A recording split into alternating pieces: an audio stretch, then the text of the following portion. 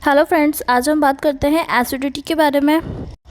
Acid reflex होगा वो कैसे सही होगा, कैसे ठीक किया जा सकता है उसे हम जानते हैं इस वीडियो में। प्लीज़ वीडियो को एंड तक ज़रूर देखें। आज मैं बात करूंगी एसिड रिफ्लेक्स के ट्रीटमेंट के बारे में। इसका मतलब है कि खाने की थैली से एसिड पलटकर वापस खाने की नली में आना, और जब खाने की नली में आता है तो यह बहुत सारे सिम्टम्स को क्रिएट करता है।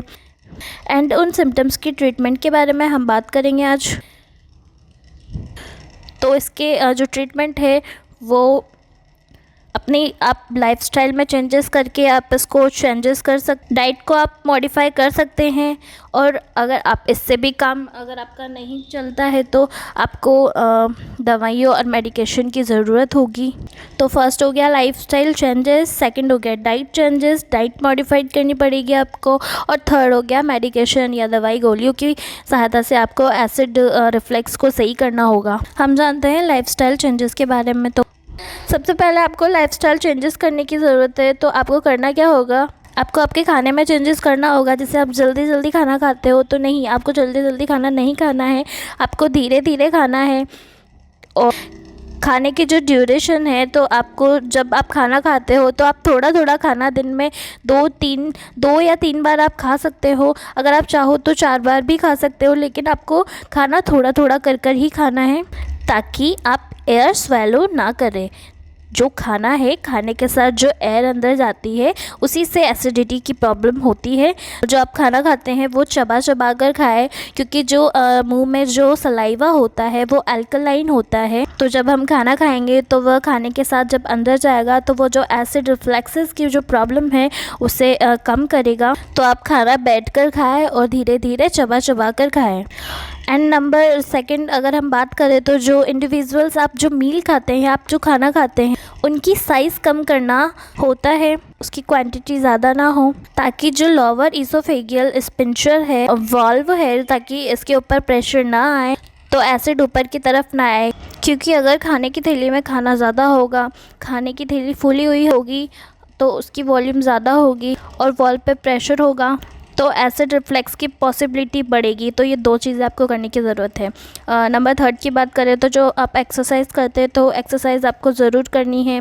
अगर आपका वेट ज़्यादा है तो आपको वेट कम करने की ज़रूरत है। अगर आप एक्सरसाइज करते हैं तो आप खाना खाने के तुरंत बाद नहीं करनी है, आपको एक्सरसाइज खाली पेट में करनी चाहिए।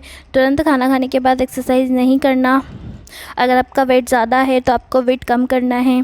खाने के बाद आपको 15 से 20 मिनट के लिए आपको वॉक करना चाहिए। अगर आप खाने के बाद एक्सरसाइज करेंगे तो जो वॉल पे जो प्रेशर पड़ेगा, उससे आपको एसिड रिफ्लेक्सेस, एसिड अटैक्स आ सकते हैं, और इसकी एसिड रिफ्लेक्सेस की पॉसिबिलिटी बढ़ती है। और आपको लाइफस्टाइल चेंजेस करने की ज़रूरत है। लाइफस्टाइल चेंज करने के लिए अगर आप स्मोकिंग करते हैं, आप पान मसाला खाते हैं, गुटखा खाते हैं, तंबाकू यूज़ में लेते हैं, तो ये सभी चीज़ें एसिड रिफ्लेक्सेस को प्रोड्यूस करती है। अगर आप निकोटीन भी यूज़ करते हैं तो इससे भी एसिडिटी हो सकती है। अगर आप अल्कोहल यूज़ में लेते हैं तो अल्कोहल की टाइमिंग, अमाउंट और ड्यूरेशन, उसको आपको देखने की ज़रूरत है और उसको रिड्यूस करने की ज़रूरत है।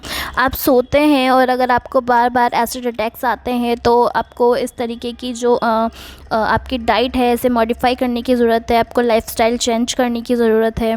अगर आपको बार बार एसिड रिफ्लेक्स हो रहा है तो सबसे पहले आपको आपकी डाइट को मेंटेन करना होगा। सबसे पहले आपको आपका फूड मेंटेन करना है। फूड मेंटेन के लिए अगर आप जैसे आपको हैवी फूड नहीं लेना है, आप जो मिर्च मसाले वाला तेज़ जो भोजन होता है, खाना होता है, उसे आपको यूज़ में नहीं लेना है, उसे नहीं खाना है। बाहर की चीज़ें आपको अवॉइड करनी है। ड्रिंकिंग आपको अवॉइड करनी है। स्मोकिंग एंड जो निकोटीन होता है, इन सभी को आपको अवॉइड करना है।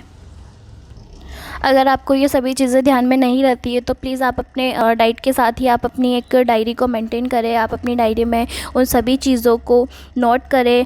आपको कब कितना डाइट लेना है, कितना मील आपको लेना है, डेली रूटीन में आपको क्या खाना है, क्या नहीं खाना है, आपको वॉकिंग करनी है, एक्सरसाइज करनी है, और बाकी बाहर की चीज़ों को आपको अवॉइड करना है। इन सभी चीज़ों के बारे में आप अपनी डायरी में नोट कर सकते हैं।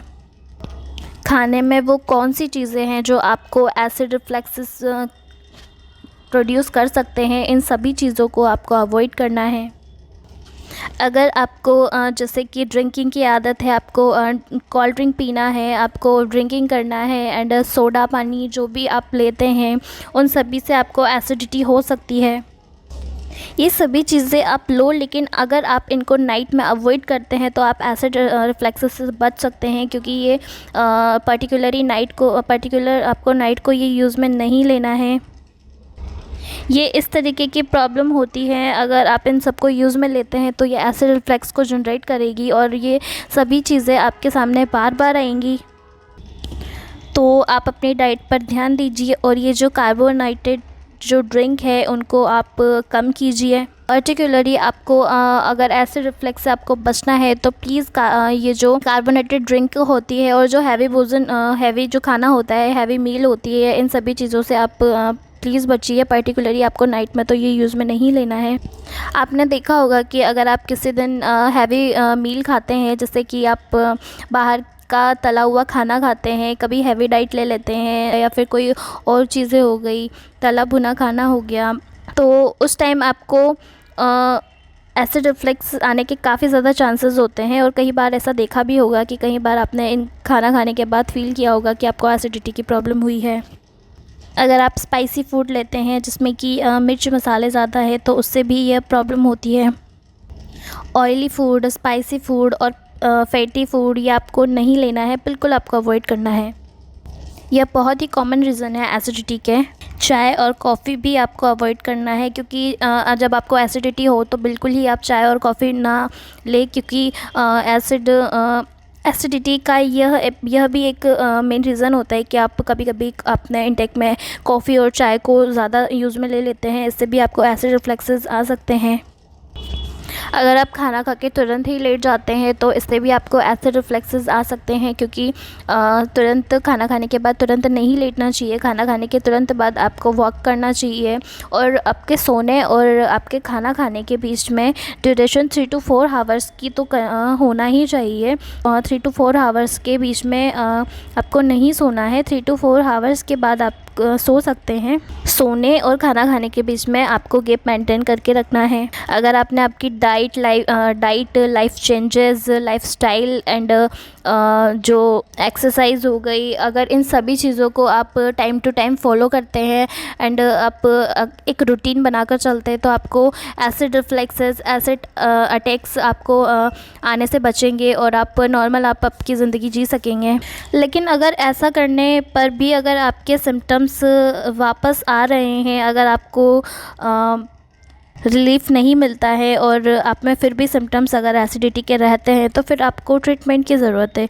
आप OTC मेडिसिन्स लें। यह ओवर द काउंटर ड्रग होती है। अगर आपको कभी कभी ज़्यादा एसिडिटी हो रही है तो आप OTC मेडिसिन यूज़ ले सकते हैं। जब भी आप एसिडिटी के लिए अगर कोई ट्रीटमेंट ले तो आप एक ही तरीके की दवाई लें। अगर आप देखते हैं कि आपको जलन हो रही है, पेन हो रहा है या फिर बर्निंग हो रही है, कुछ भी अगर आपको होता है तो आप अलग अलग तरीके की मेडिसिन लेते हैं। नहीं, आपको एक बार में एक ही तरीके की मेडिसिन यूज़ में लेनी है। इन मेडिसिन को आपको कंटिन्यू यूज़ में नहीं लेना है। ऐसा नहीं है कि आप डेली यूज़ में आप इन मेडिसिन को लें, नहीं, आपको ऐसा नहीं करना है। जब भी आपको एसिड अटैक्स आते हैं तो आपको इन मेडिसिन को यूज़ में लेना है, बाकी कंटिन्यूस आपको इसको नहीं लेना है। जब हम एंटासिड की बात करते हैं तो यह बहुत सारे नाम से अवेलेबल होते हैं। आपके अंदर जो एसिड है उसको तुरंत ही न्यूट्रलाइज करते हैं और आपको रिलीफ प्रोवाइड कराते हैं। एंटासिड में अगर देखा जाए तो हर प्रकार के मेडिसिन अलग अलग वर्क करती है। इन सबके साइड इफ़ेक्ट अलग अलग होते हैं। अगर हम एस्ट्रो ब्लॉकर्स की बात करें तो यह खाने की थैली की लाइनिंग में काम करते हैं एंड यह एसिड के प्रोडक्शन को बिलो करते हैं, नीचे कर देते हैं। यह फास्टली वर्क करते हैं। अगर आप एक गोली खाते हो तो यह 15 से 20 मिनट में आपको रिलीफ करवा देती है। 12 आवर्स तक इसका एसिड कंट्रोल रहता है। यह बहुत सारे नाम से अवेलेबल होती है एंड मोस्ट कॉमनली अगर देखा जाए तो जैसे ओमेप्राजोल, पेंटाप्राजोल, रैनिटीन, ऐसे गैस के कैप्सूल्स आते हैं, टैबलेट्स आती हैं जो कि आप अगर इनको इंटेक करते हैं तो यह आपकी जो एसिडिटी को बिल्कुल ज़ीरो कर देते हैं। आपके एसिड अटैक्स आने कम हो जाते हैं, एसिडिटी आपको बंद हो जाती है। तो ये कॉमनली यह मेडिसिन्स आप ले सकते हैं। और इसी के साथ आप अपनी डाइट को मेंटेन करें। अगर डाइट आपकी मेंटेन होगी, अगर रूटीनली आप हेल्दी डाइट लेते हैं तो आपको एसिड अटैक्स नहीं आएंगे। बिल्कुल ही आप नॉर्मल आपकी लाइफ जैसे चलती है वैसे चलेगी। और इसी के साथ आप वॉकिंग पे ध्यान दें। आप खाना खाने के तुरंत बाद सोएं नहीं, आपको वॉक करना है एंड एक्सरसाइज मेंटेन करनी है। इन सभी के रहते हुए आप अपने एसिड अटैक्स, एसिड रिफ्लेक्सेस को कम कर पाएंगे। अगर आपको वीडियो पसंद आती है तो प्लीज़ वीडियो को लाइक, शेयर और कमेंट ज़रूर करना और चैनल को सब्सक्राइब करना और नीचे दिए गए बेल आइकन को प्रेस ज़रूर करना फ्रेंड्स। Thank you.